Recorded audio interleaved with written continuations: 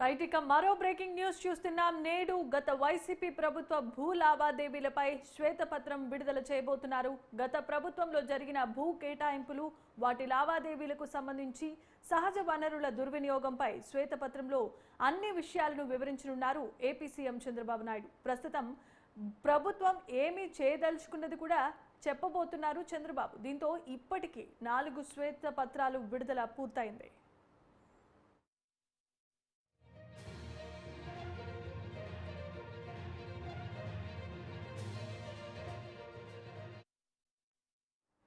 ఐటికా గత వైసీపీ ప్రభుత్వ భూ లావాదేవీలపై శ్వేతపత్రం విడుదల చేయనుంది ఏపీ ప్రభుత్వం. దీనికి సంబంధించి సహజ వనరుల దుర్వినియోగంపై శ్వేతపత్రంలో వివరించనున్నారు సీఎం చంద్రబాబు. ఇదే అంశానికి సంబంధించి మరిన్ని అప్డేట్స్ ను అందించడానికి మా అమరావతి ప్రతినిధి ప్రసన్న ఫోన్ ద్వారా సిద్ధంగా ఉన్నారు. ప్రసన్న, చెప్పండి.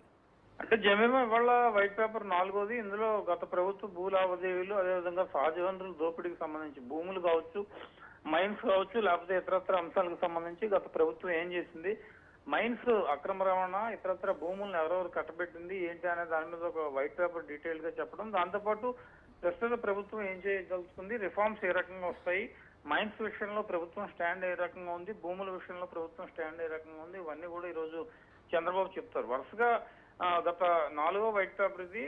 మొదట అమరావతి, తర్వాత పోలవరం, తర్వాత విద్యుత్ కు సంబంధించి 3 ప్రధానంగా ఇచ్చారు. ఇంకా ఇది కాకుండా ఫైనాన్స్ మీద, ఓవరాల్ ఆర్థిక పరిస్థితి ఏంటి అనే దాని మీద కూడా వైట్ పేపర్ ఇస్తారు. ఇవాళ ఏంటంటే ఈ నేచురల్ రిసోర్స్, ఆంధ్రప్రదేశ్ కి సహజ వనరులు అనేవి చాలా ఎక్కువగా ఉంటాయి. రాష్ట్రం విడిపోయిన తర్వాత సహజ వనరులు చాలా కీలకం కూడా అయ్యాయి. భూమి కావచ్చు, నీరు కావచ్చు, మైన్స్ కావచ్చు, వీటి వల్ల కొంత సంపద సృష్టించే అవకాశం ఉంటుంది. మైన్స్, భూ లావాదేవీలకు సంబంధించి అమరావతిలోనే దాదాపు 30,000 ఎకరాలు అంతకుముందు చంద్రబాబు సేకరించిన పరిస్థితి కూడా ఉంది.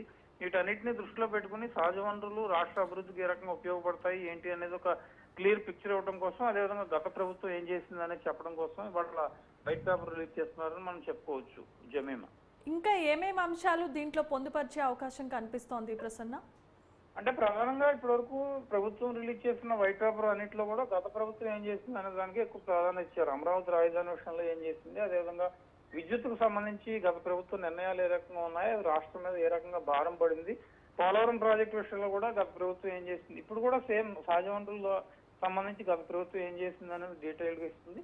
అంటే ఓవరాల్ గా ఏంటంటే వైట్ పేపర్స్ రిలీజ్ చేసేటప్పుడు గత ప్రభుత్వం ఏం చేసింది అనేది కూడా చెప్తూనే ప్రస్తుతం ఏం చేస్తారు, అవి ఏ రకంగా రెక్టిఫై చేసుకుంటారో అనేది చెప్తే మంచిదనే అభిప్రాయాలు కూడా ప్రధానంగా వ్యక్తమవుతున్నాయి. కాబట్టి మరి ఇవాటి నుంచి ఇచ్చి వైట్ పేపర్ లోనే ఆ దిశగా కొంత కరెక్షన్ వస్తుందా, లేకపోతే గత ప్రభుత్వం విమర్శలు చేయడానికి పరిమితం అవుతుందా అనేది కూడా మనం చూడాల్సి ఉంది.